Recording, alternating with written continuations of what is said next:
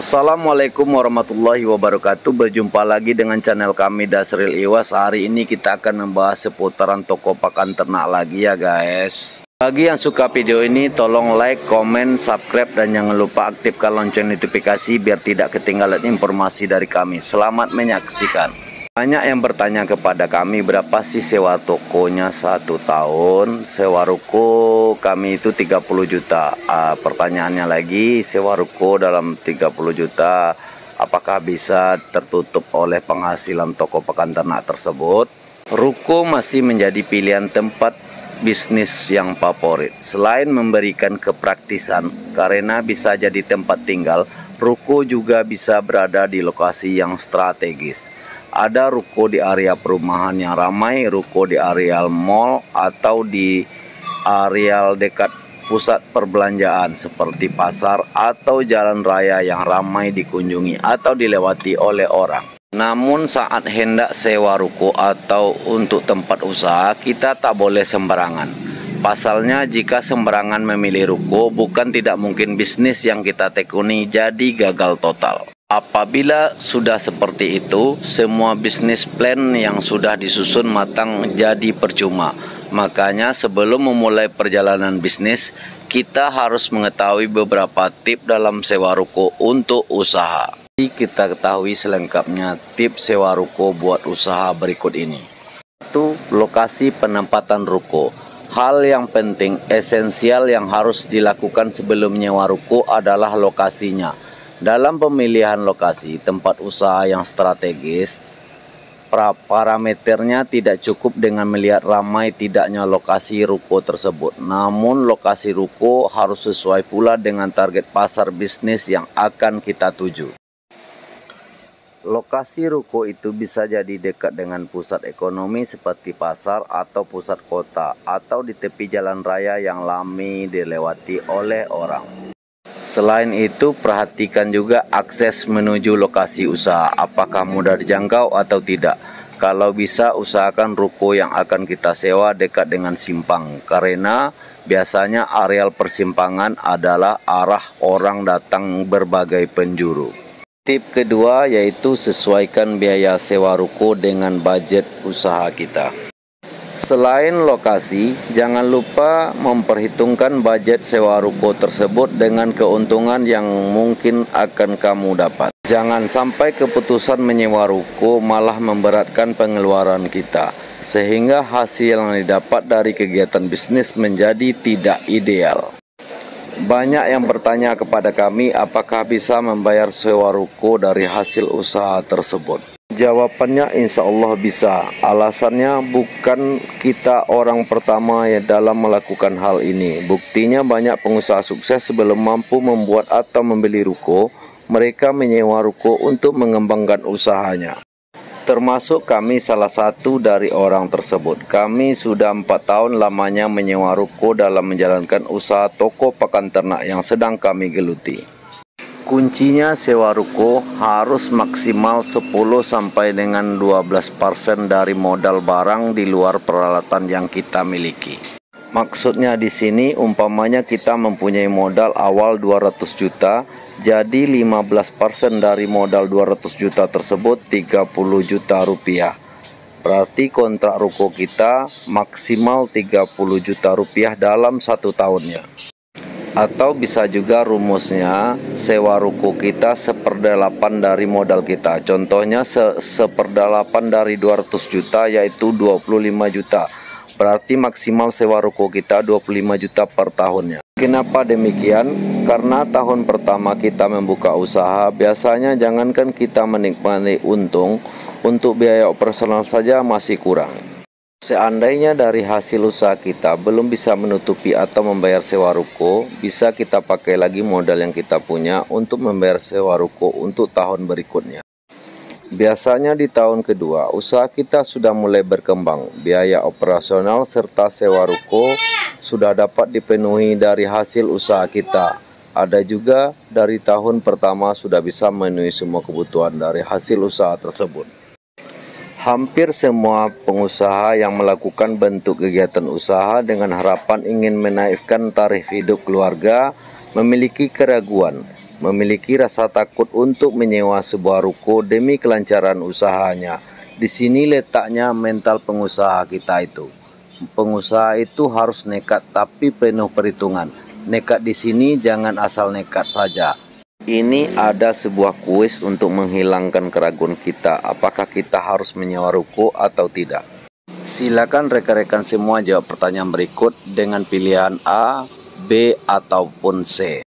Pertanyaan nomor 1, apakah lokasi tempat ruko yang akan kita sewa cocok dengan usaha kita? Pilihannya A, cocok, B, tidak cocok. Pertanyaan nomor 2, apakah ruko tersebut sudah dibutuhkan demi menaikkan omset atau mengembangkan usaha kita? Pilihannya A, iya wajib sekali, B, masih ragu. Nomor 3, apakah barang yang kita jual atau yang akan kita pasarkan sudah tidak bisa ditampung oleh tempat yang kita pakai sekarang? Pilihannya A, iya, B, masih bisa. Pertanyaan nomor 4, apakah tidak bisa lagi dengan cara lain berkembangnya usaha kita? Hanya dengan menyewa ruko lagi solusinya. Pilihannya A, iya, B, masih bisa berkembang tapi lambat. Pertanyaan nomor 5, apakah kita mampu membayar sewa ruko tersebut dari hasil usaha kita? Pilihannya A, yakin bisa, B, masih ragu, C, tidak sanggup. Semua pertanyaan di atas harus kita jawab sendiri terlebih dahulu sebelum kita memutuskan untuk menyewa ruko tersebut. Kalau jawaban pertanyaan nomor 1 sampai dengan nomor 4 jawabannya A, maka siapkanlah mental, yakinkan hati, banyak berdoa kepada Allah Subhanahu wa Ta'ala, dan silakan Anda mencoba menyewa ruko tersebut. Akan tetapi jika jawaban Anda banyak B, jangan dulu, berarti belum cocok untuk usaha Anda untuk menyewa ruko. Kembangkan lagi di tempat Anda sekarang membuka usaha. Bisa jadi dikembangkan dengan memanfaatkan media sosial sebagai penunjang usaha kita tersebut. Atau bisa juga dimulai dari tempat yang tidak disewa dulu. Banyak juga yang berhasil dalam mengembangkan usaha dengan memanfaatkan media sosial sebagai penunjang usahanya. Tidak harus menyewa ruko. Saya yakin jawaban dari pertanyaan nomor 1 sampai dengan nomor 4 jawabannya A. Tapi rekan-rekan masih ragu menjawab pertanyaan nomor 5, jawabannya kebanyakan B. Masih ragu. Hal ini sama seperti yang saya alami sebelum mencoba menyewa ruko tempat saya berjualan sekarang. Inilah perbedaan seorang pengusaha dengan profesi lainnya. Bukan maksud kami ingin mengecilkan profesi lainnya selain dari pengusaha ataupun pebisnis. Tapi ini kelebihan yang diberikan oleh Allah Subhanahu wa Ta'ala kepada pengusaha atau pebisnis. Selain dari memiliki mental yang kuat serta memiliki keyakinan yang kuat sebelum usaha itu berjalan, kita sudah bisa menafsirkan hasil dari usaha kita. Mental dan keyakinan itulah yang wajib ada pada seorang pengusaha atau pebisnis. Contohnya, barang ini saya beli dan akan saya jual. Saya yakin ini akan laris di pasaran. Padahal kita belum tahu juga kejadian aslinya nantinya seperti apa. Tapi kita sudah yakin saja, makanya kita berani mengeluarkan modal untuk membeli dan menjual kembali barang tersebut. Ini salah satu kelebihan dari pengusaha yang diberikan oleh Allah Subhanahu wa Ta'ala. Begitu juga dengan menyewa ruko. Yakin dulu saya akan mampu membayar kontrak ruko tersebut dengan keuntungan barang yang akan kita jual. Dan saya yakin seandainya saya pindah ke ruko dan hasilnya akan lebih lagi dari hasil tempat saya sekarang ini. Keyakinan inilah yang harus kita tanamkan ke diri kita. Makanya setelah kita di tempat baru atau sudah menyewa ruko tersebut, kita harus meningkatkan omset kita atau kita harus membuktikan hayalan kita tersebut menjadi kenyataan. Dengan cara kita harus giat lagi berusaha mulai dari promosi barang, meningkatkan pelayanan, serta melengkapi dan menambah macam-macam dagangan kita. Sambil perbanyak berdoa kepada Allah Subhanahu wa Ta'ala, semoga dimudahkan dan dilancarkan usaha kita. Ini sekedar masukan dari kami yang telah dulu mencoba langsung terjun ke dunia usaha dengan menyewa ruko. Yang pertama sekali, siapkan mental, yakinkan hati kita mampu menyewa ruko tersebut dengan syarat 4 pertanyaan di atas jawabannya harus A.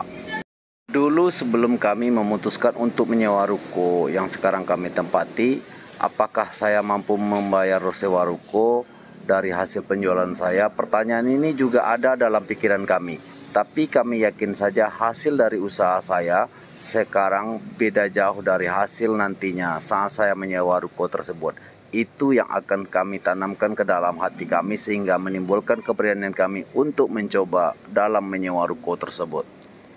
Sebagai tambahan, kalau trik kami dalam mengumpulkan dana untuk kontrak ruko tersebut, ada 2 trik yang kami pakai. Yang pertama sekali kami menabung tiap hari Rp100.000 dan kami membelikan tabungan kaleng, kami masukkan tiap hari dan kami buka sekali setahun.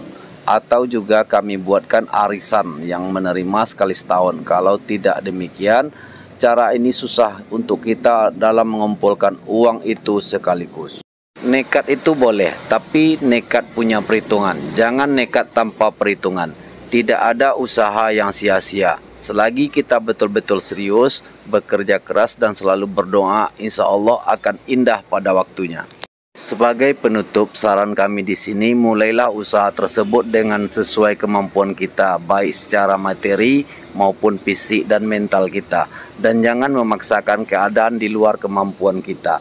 Karena baik bagi orang belum tentu baik bagi kita. Begitu juga sebaliknya, jelek bagi orang lain belum tentu jelek hasilnya buat kita.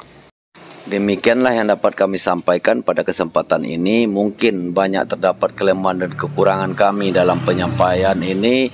Untuk itu kami mohon dimaafkan. Dan salam dari kami pengusaha pemula dan kami sudahi. Wassalamualaikum warahmatullahi wabarakatuh.